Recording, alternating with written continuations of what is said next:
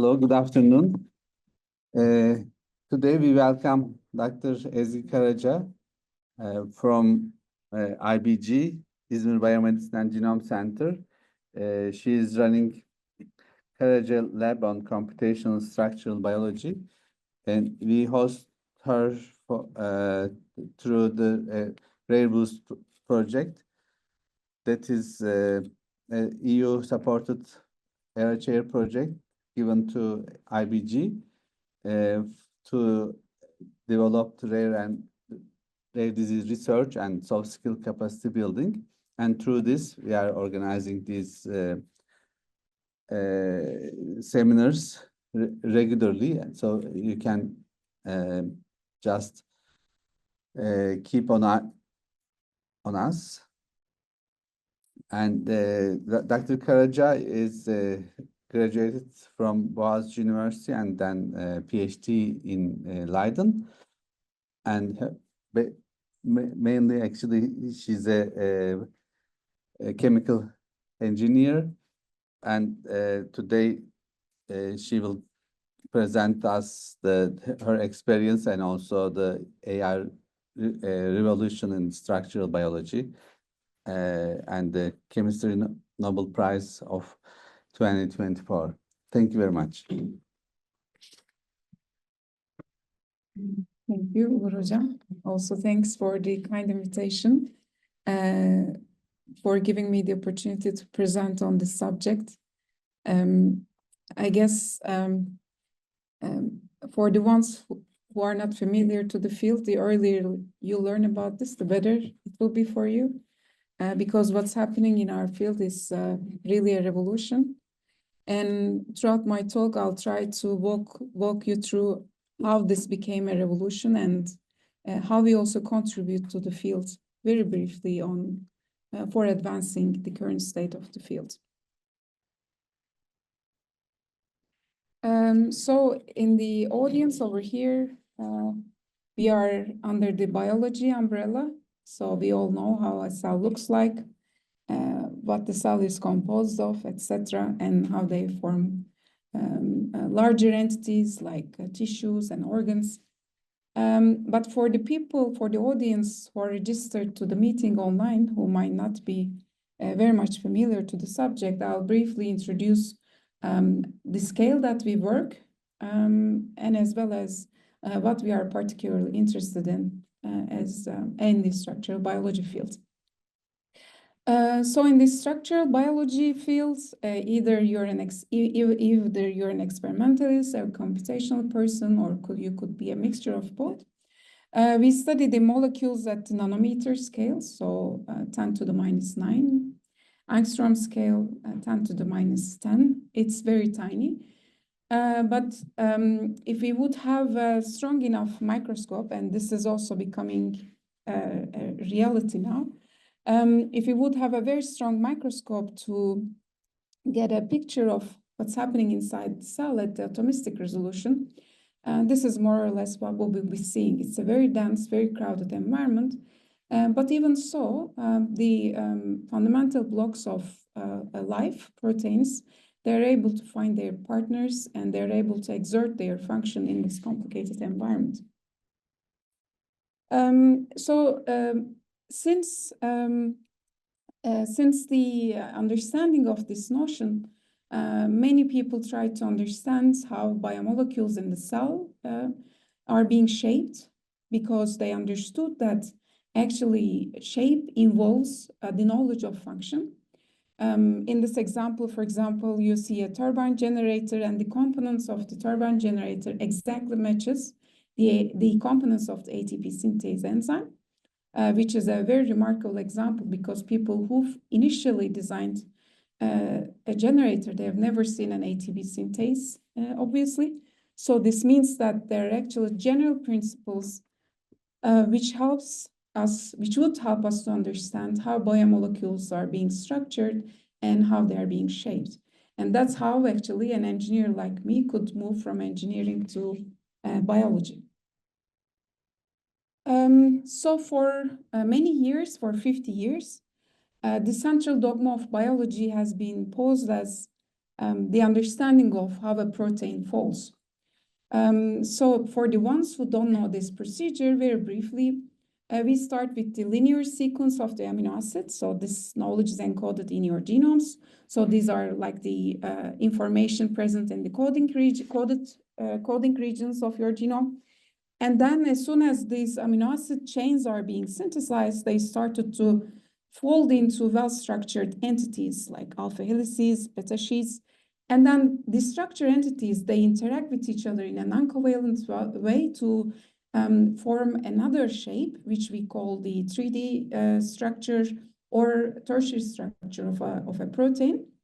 And then these proteins, some of them, they need other partners to function. And in this way, they interact with each other and they establish the quaternary structure state.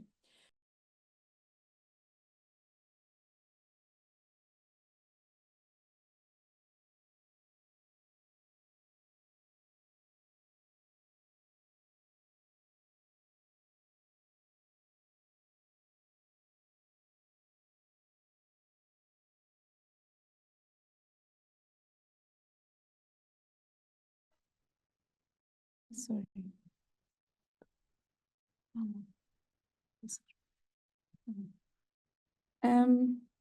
So the central dogma actually is to predict or to understand, either experimentally or computationally or as a mixture of both, how as a covalently bound amino acid chain can fold into a 3D structure of a protein. So to understand this, the classical experimental methods have been these three approaches. So either we use X-ray crystallography, electron microscopy, or NMR spectroscopy. All these tools, they have advantages, disadvantages, limitations. But in the end, since the last 30 to 40 years, they have had to solve the atomic coordinates of thousands and more than thousands of protein structures and their interactions. But the main problem or main limitation of these tools is that to be able to get the structure of a protein and its complex with these tools, what you need to do is basically to make an organism produce your protein. So this is an unnatural way to follow. And then this organism could be like E. coli. E. coli is going to express your human protein. You're going to make E. coli overexpress your protein. And then by using some physical separation techniques, you will separate your protein, isolate it, then find a way to stabilize it in an environment that is not natural to your protein. And if you manage to do it, then you can proceed using these techniques. So as you can imagine, this is very time-consuming, expert-centered, and very problematic procedure. Just to give you an example, to get an X-ray structure or any structure of any protein or any biomolecule could last one PhD period. So that's why structural biology up until recently has been very low throughput, very costly, but still very fundamental because it's the only way for us to understand what's happening at the atomistic scale. So next to these experimental methods, of course, during the last decades, computational methods have been developed. So the idea of these computational methods is basically to use available structures, available sequences, available physics-based, chemistry-based known associations to be able to predict the structure of a protein or its complex. And from this, hopefully, to predict the function of the protein. So both of these methods, experimental and computational, they have been going hand in hand to basically illuminate the proteomes, to basically put structures on the proteomes of different organisms. But if you see, like, even though this field combined is more than 30 years old, like more than 3 decades old, the percentage of the proteome that was structurally resolved is not astonishing, is not impressive. So the dark blue section that you see over here, these are the structures that are solved experimentally. And the light blue color refers to the structure portion, which can be modeled confidently based on the known experimental structures. So for human species, for example, the percentage is around 25%, so which is very low. And before the revolution happened in the field, if we look how the predictions have been, computational predictions have been, how accurate they have been in the field. So here you could see the threshold to categorize a prediction as successful with red dashed lines. And you see that in the case of monomer prediction and complex predictions, we were doing pretty bad. Even though we tried hard, things were not tractable. And the main reason for this was that we did not have much information from the experimental end on the process of folding, because it's a very difficult, it's a very simultaneous, instantaneous process that can't be traced very well with the available experimental methods. But then in late 2020, something happened. Especially the ones in the biology fields, we all started to see this news piece everywhere, even in regular daily Turkish newspapers. We started to have translation of this news, Turkish translation of this news. And this news was about the announcement that the long-standing challenge or problem of biology has been solved. So what does this mean? This means that the central dogma that I just mentioned is not an unknown concept anymore. But here, what we should keep in mind is that this was an announcement of a program that could predict proteins at the experimental accuracy, though this program was not meant to predict the process from single amino acid sequence to the three-dimensional structures. So this program, or this tool, basically called AlphaFold, is able to predict the structure of a protein if you give the sequence of the protein to the program, and it's about it. So it's not a process predictor. So that's one thing that we should keep in mind. But even so, so we don't know still how folding happens, but even so, this was a huge revolution, and I'll try to explain to you why this was a huge revolution, not only for us, for the people in the fields, but also for anyone who is working in the biology discipline. So why did we start seeing this news piece just out of a sudden, and it was going viral in one place and copied from one place to the other? I mean, even Bloomberg was covering this as news, so it's quite impressive.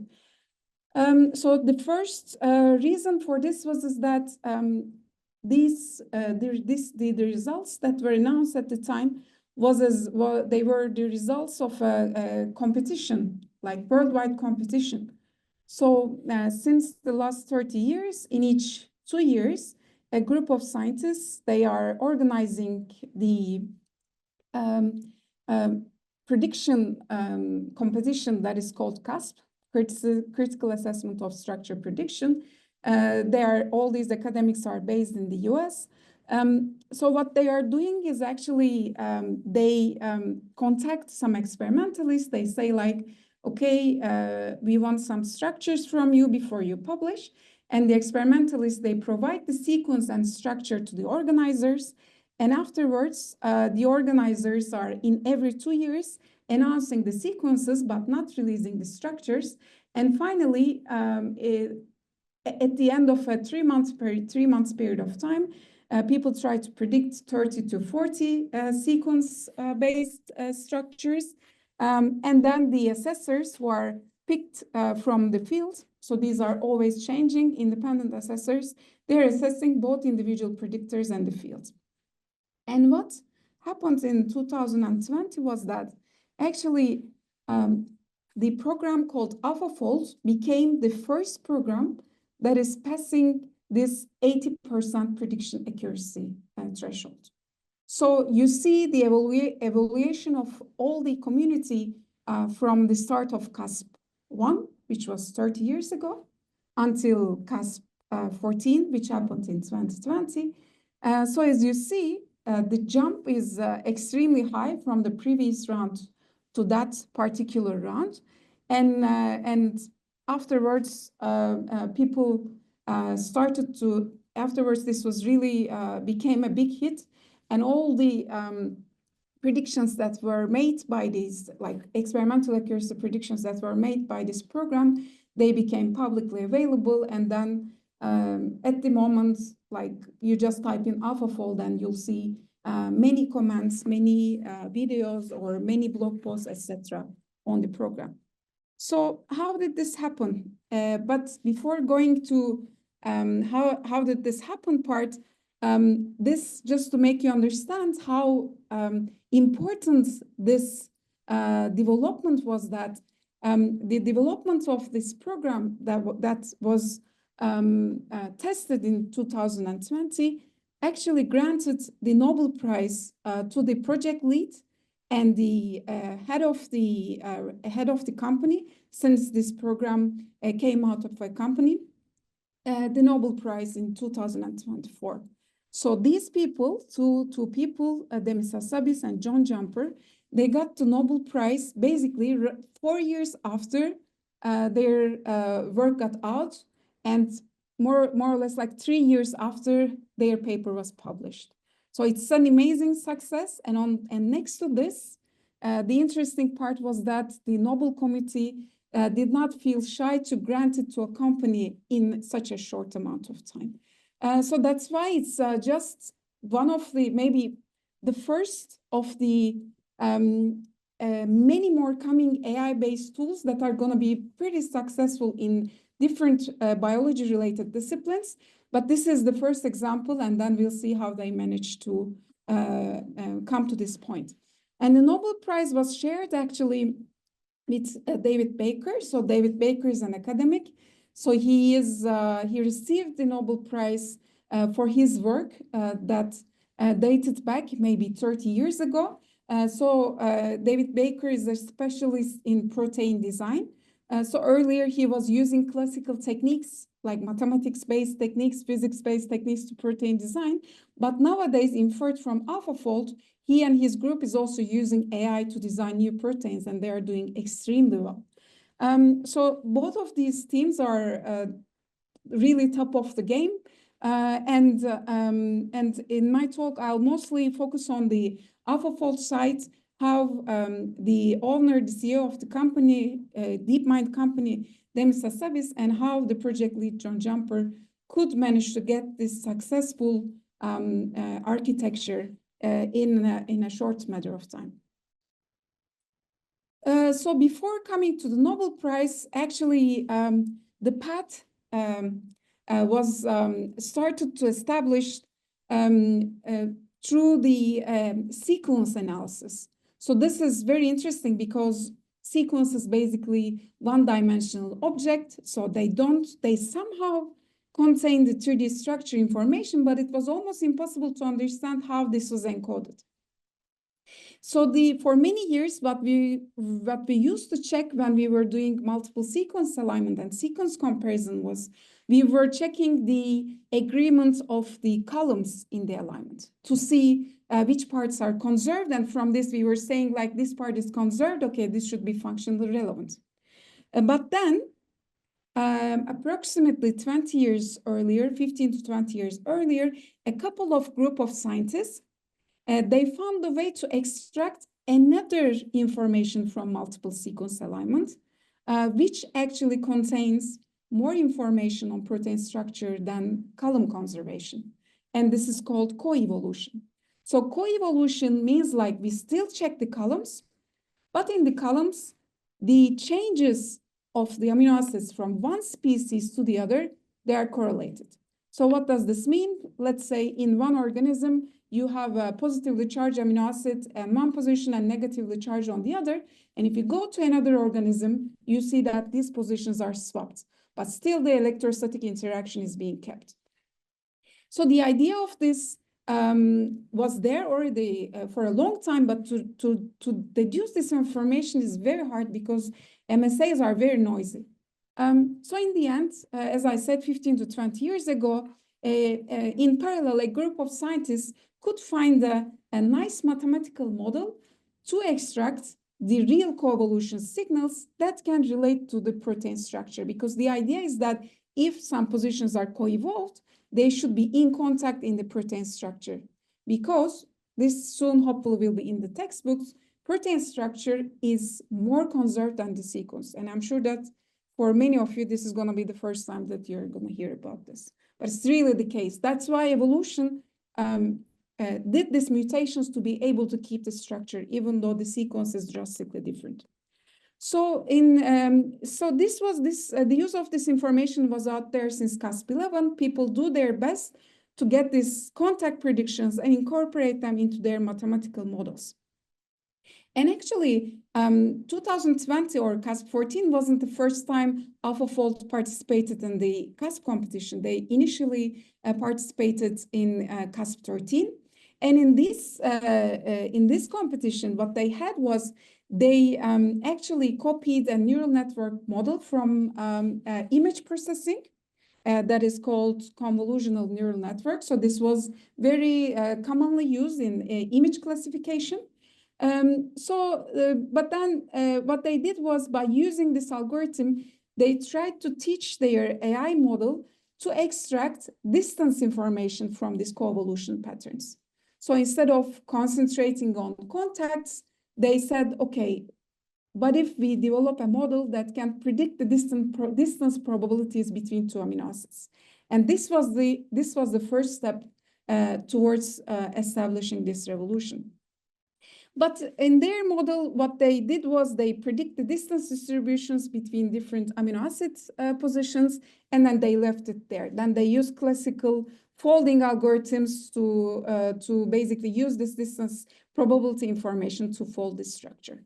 So this means that this procedure was not end-to-end. So end-to-end in an AI algorithm means like you input something and then you get the output directly. So you don't go in a step-by-step manner.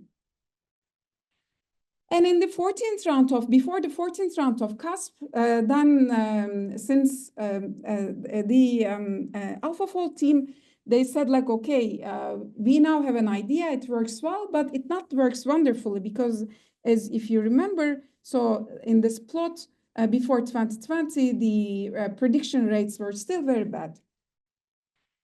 So they were thinking what to do, how to improve the predictions.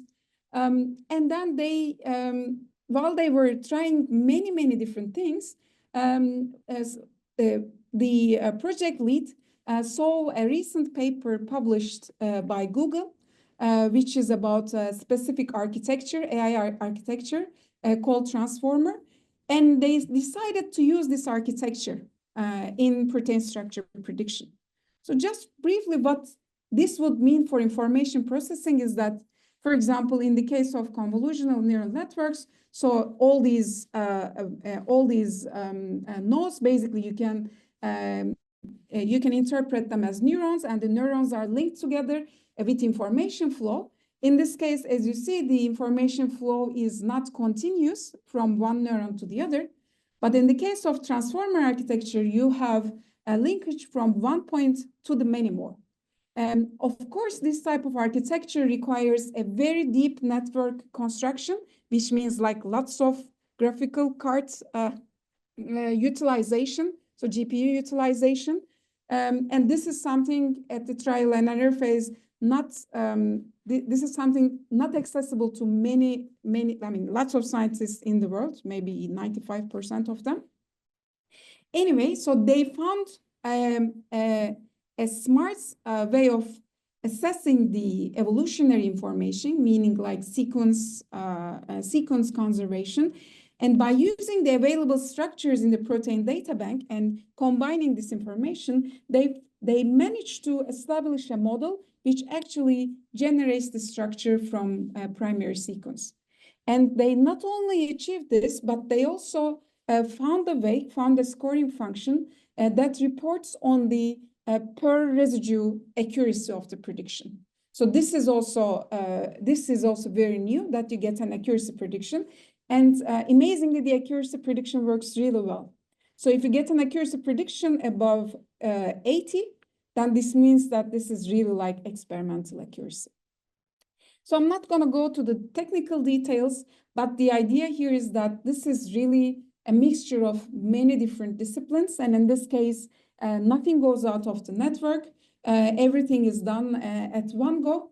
And the successful combination of different ideas that have been accumulated in the literature made them develop this amazing pipeline.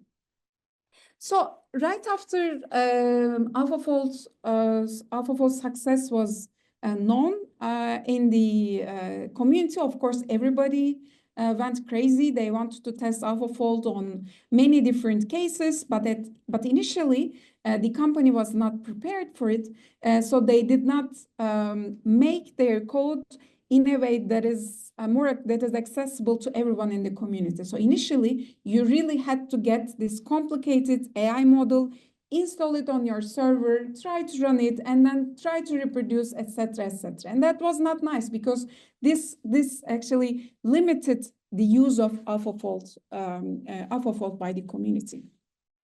Then, as soon as the code and the AI model is out, in parallel, academics kicked in the game, and they basically developed an interface to AlphaFold, which they called AlphaFold.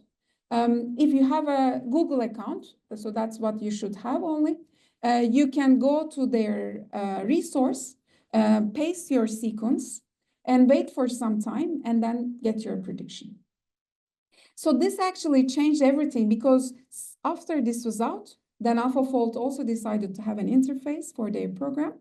And then they also were pushed by the community to make things more open at each step throughout the procedure. And with this, to basically, motivate the community, or maybe to be ahead of the community once again, and to help them, obviously, they started a collaboration with EBI. And with this, they initially concentrated on 5 organisms and the whole proteome of these organisms. And as you see now, at that time, at that time, so they could increase the proteome coverage from 30% to almost 60%. So double the amount. So they did this for other organisms as well. And now, if you go to AlphaFold database hosted by EBI, you get all the structure predictions for all the sequences available in UniProt.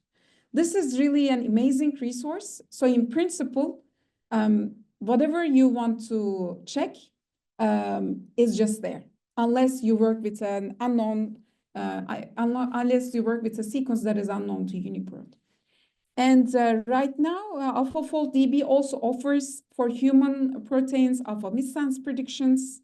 They also offer some structure similarity tools that basically tells you, for example, you have a certain domain, and then which organism would have the same domain in the whole UniProt universe. So these are very, very useful tools if you want to understand the protein that you're studying. And this also, of course, the availability of this huge data opens new avenues for further research that processes this data in a smart way. So there are 2 really nice papers, and I would advise you to check them out.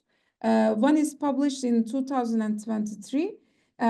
So this paper basically studies or investigates these 200 million proteins, and based on the structural similarity, interaction similarity, this and that, they annotate a huge portion of functionally unknown proteins. They annotate their functions, they annotate the functions of these proteins, basically, only by using the available resources, nothing more.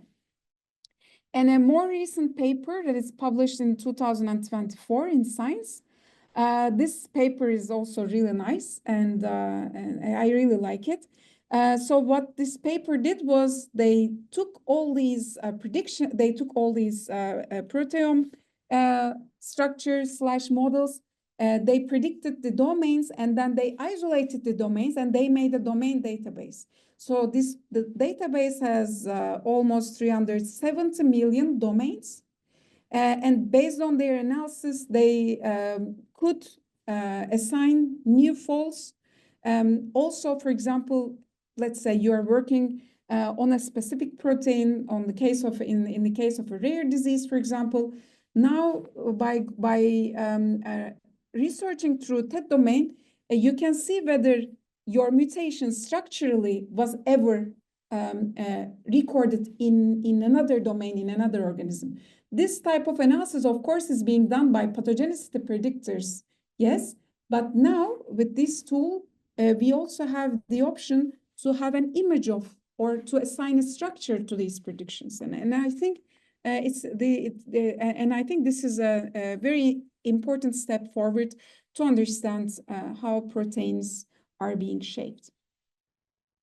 So, of course, as a result of this a major change, today there are more than 15,000 citations of AlphaFold. This is a record number, obviously.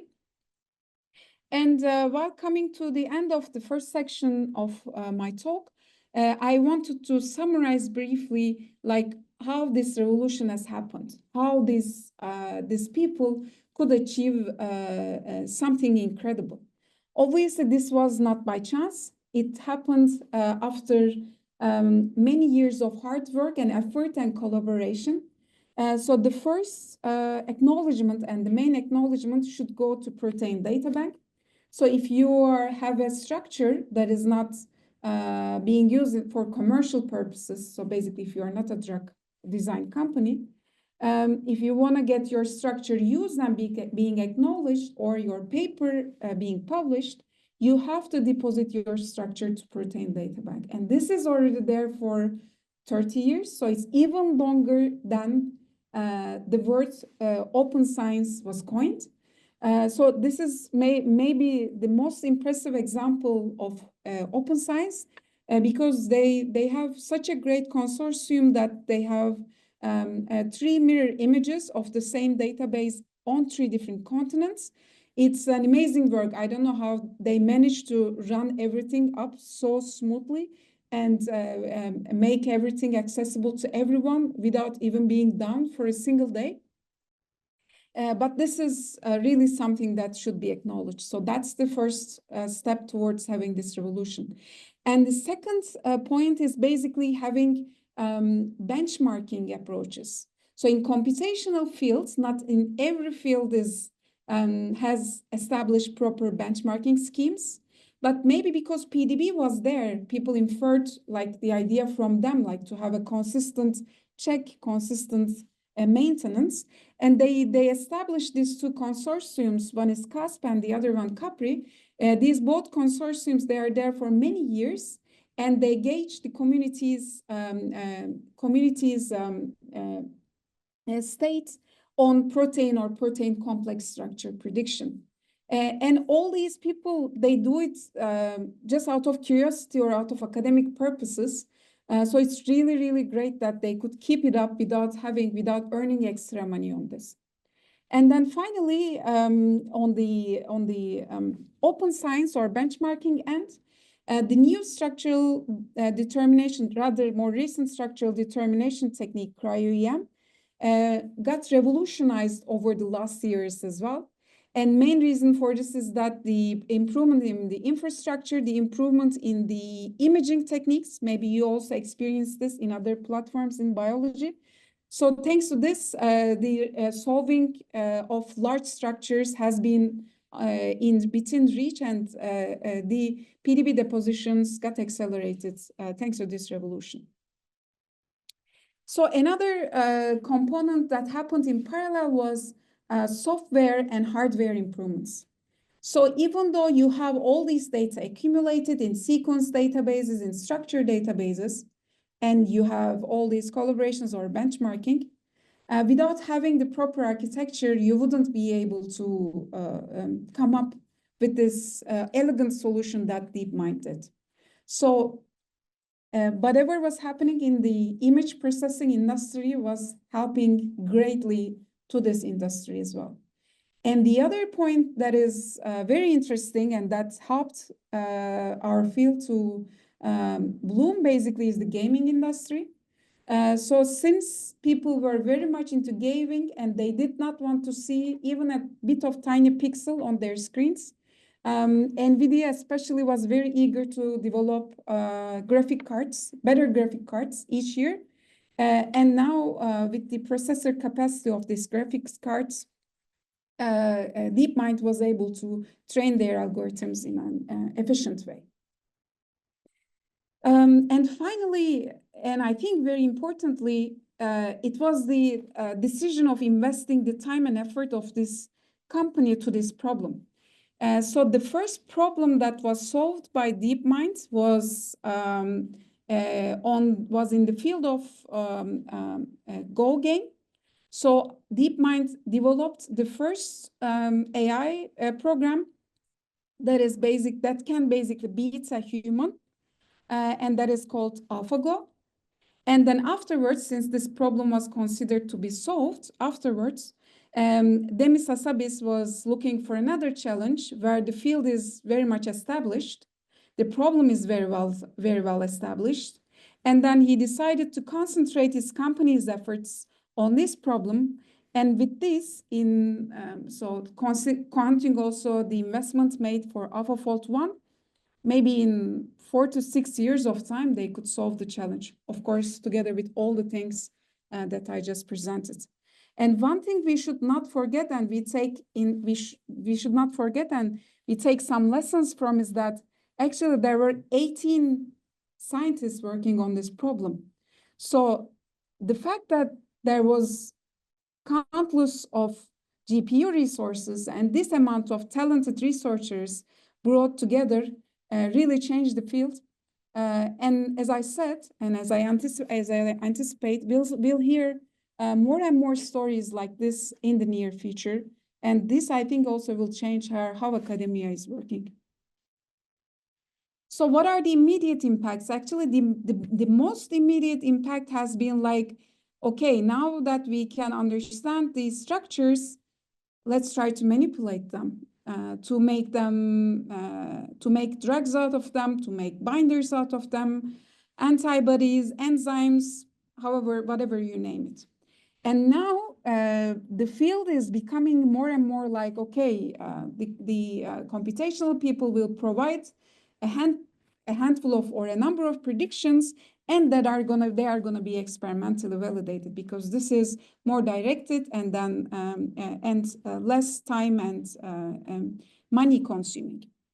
So what we see in the field is now that in the whole world there are countless startups, really, like, it's really hard to give a number, working on these topics, and there is at least 3 preprints per day that you could fetch by using one of these keywords that you see on this slide. So the speed is really amazing. So this also kind of underscores this success of the Nobel Committee in selecting David Baker as the second Nobel Prize recipient, because they're now leading the field in protein design.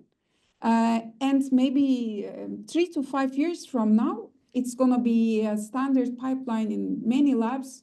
I mean, you'll press a button, you'll get a prediction, and then you'll just test it. You'll maybe even not need a human interference at the prediction stage. Okay, I'll try to keep this part brief. So the reason why I know about this, why I know a lot about this subject is firstly, obviously this is happening in our field, and so we have to know as much as we can. But next to this, I was actually in the meeting when the AlphaFold results were announced. It was during the COVID time. It was online, but still I was there.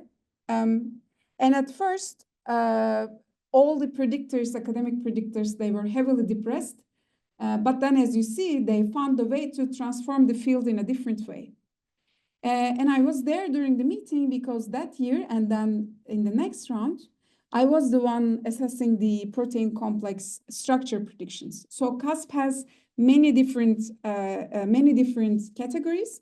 One is protein structure prediction. The other one is protein complex structure prediction. Now they have protein ligand and RNA.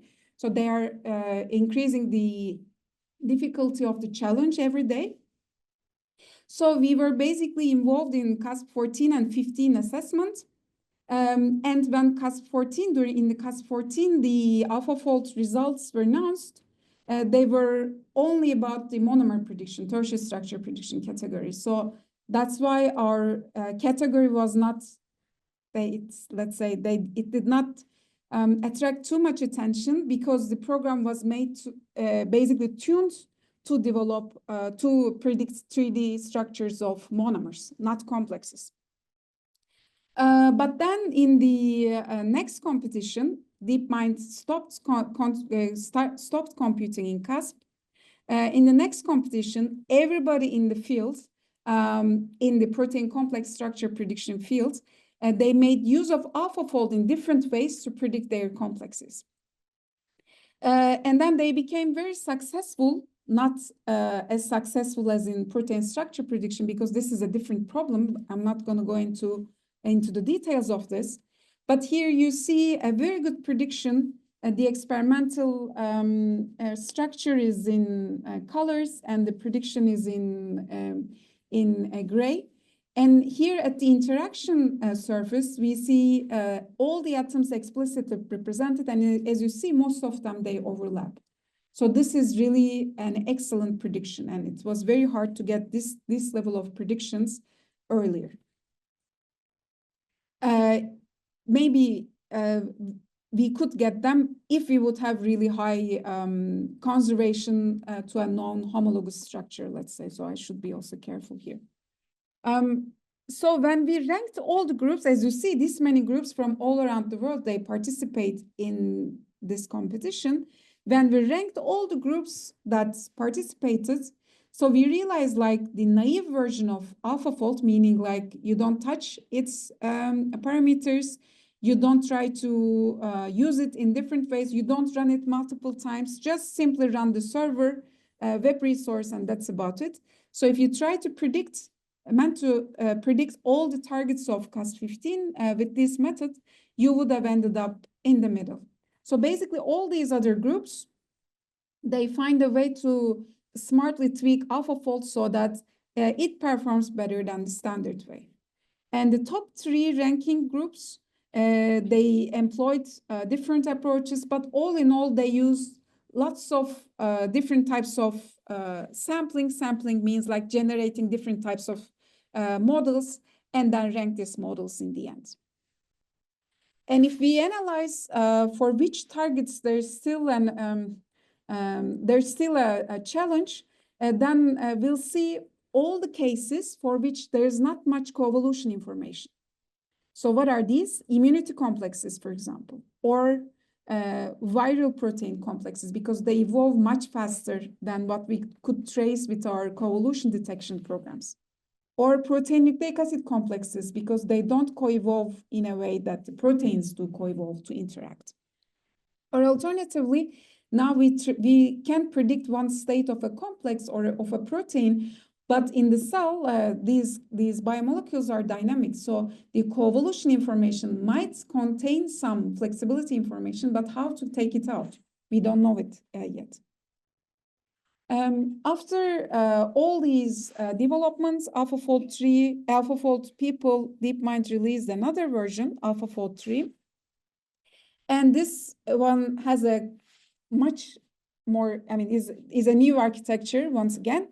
The one thing that you should remember from AlphaFold 3 is that by using AlphaFold 3, now you can input nucleic acids. Earlier it was only proteins or small molecules, etc. But this version is, the license is very much restricted. So in principle, with this protocol, you can try to design drugs, but you can't use them. So AlphaFold 3 is, that's why a different story. So I'm not going to go into this. But if you go to the paper of AlphaFold 3 and see where the improvements for complexes have been seen, you can see that initially for monomers, there's not much change. So 2 and 3, they perform similarly, though 3 is much faster. For antibodies, they say that there's a huge improvement between 2.3 and 3.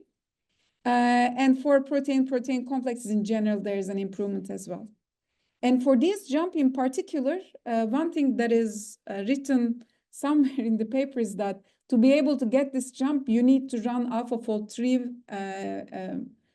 1,000 times.